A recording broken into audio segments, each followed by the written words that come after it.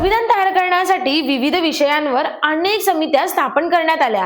त्यांपैकी सर्वात महत्त्वाची होती मसुदा समिती, ड्राफ्टिंग कमिटी। 29 ऑगस्ट 1947 रोजी मसुदा समितीची स्थापना करण्यात आली आणि तिचे अध्यक्ष म्हणून डॉक्टर बाबासाहेब आंबेडकर यांची निवड झाली। डॉक्टर आंबेडकरांच्या नेतृत्वाखाली मसुदा समितीने भारतीय संविधानाचा मसुदा तयार केला। संविधानातील प्रत्येक कलम नागरिकांचे हक्क, शासनाची रचना आणि लोकशाहीची तत्वे यांना आकार देण्यात त्यांचे योगदान अतुलनीय होते।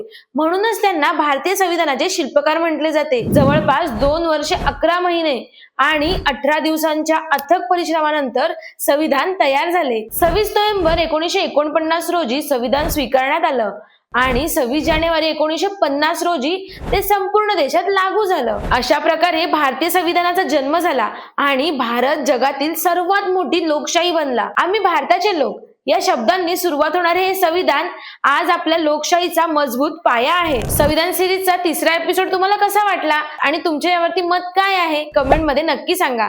आणि पुढील भागात संविधान सभेतील समितीतील सदस्य आणि अध्यक्ष कोण होते हे जाणून घेण्यासाठी एक कटिंग मराठीला आता सबस्क्राईब करा आणि बेल आयकॉन वरती क्लिक करा।